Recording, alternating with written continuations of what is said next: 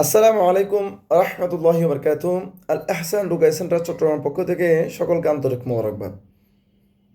আজকে খুবই গুরুত্বপূর্ণ খুবই গুরুত্বপূর্ণ সকলেরই জানা দরকার এমন একটি আমল দেওয়ার জন্য আমি সামনে এসেছি।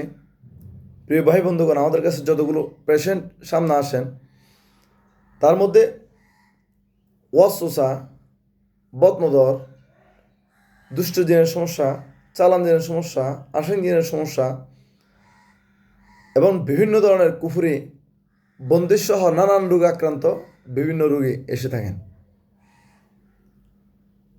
সবচেয়ে বেশি যে জিনিসটা আমাদের ক্ষতির কারণ হয়ে দাঁড়ায় সেটা হচ্ছে যে কোনো একটা বিষয় নিয়ে আমরা অত বেশি চিন্তা করি যে যে ওটার জন্য অত বেশি চিন্তার প্রয়োজন নেই। ওই বিষয়টা নিয়ে অত বেশি কল্পনা করার প্রয়োজন নেই, কিন্তু তাও আমরা কল্পনা করি, তাও আমরা ভাবি। এটাকে বলা হচ্ছে ওয়াসওয়াসার সমস্যা।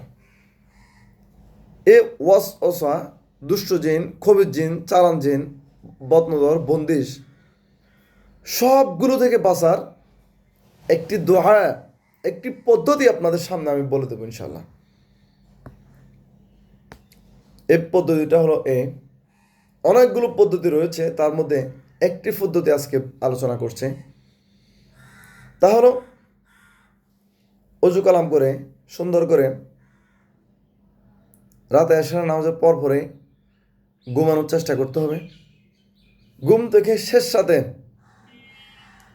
অন্তত ফজর নামাজ যে এলাকায় থাকেন ওই এলাকায় যতক্ষণ হয় তার 1 ঘন্টা 15 মিনিট কিংবা 1.5 ঘন্টা আগে উঠতে হবে। ওঠার পরে অজু কালাম করে সুন্দর করে 4 রাকাত নামাজ পড়তে হবে। নামাজে নিয়ত রাখতে হবে, হে আল্লাহ, আমি অমুক অমুক পেরেশানিতে অমুক অমুক সমস্যায় ভুগতেছে, তার থেকে পরিত্রাণ পেতে চাই। এটা শারীরিক সমস্যা হতে পারে, মনের কিছু আশা আকাঙ্ক্ষা আল্লাহর দরবার শেয়ার করার জন্য এই পদ্ধতিটা অবলম্বন করা যেতে পারে। ফজর সময় উঠবে,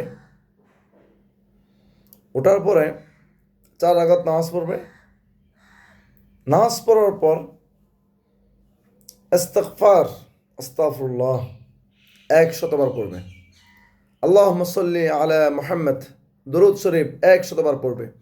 লা হাওলা ওয়ালা কুওয়াতা ইল্লা বিল্লাহ 499 বার পড়বে। একবার পড়বে লা হাওলা ওয়ালা কুওয়াতা ইল্লা বিল্লাহিল আলিয়্যিল আযীম। এরপর পড়বে আবার 100বার দরুদ শরীফ।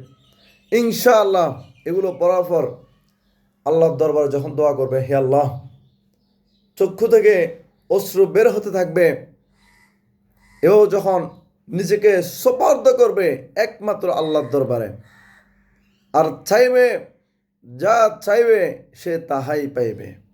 আল্লাহ বলেন, আমার কাছে যে ব্যক্তি, যে বান্দা রাব বেশি বেশি করে দোয়া করে চায়, আমি তাদেরকে দিয়ে দিই, এমনভাবে দিই, ইন্নাল্লাহা ইয়ারযুকু মান ইয়াশা বিগাইরি হিসাব, যার কোনো নির্দিষ্ট হিসাব নেই।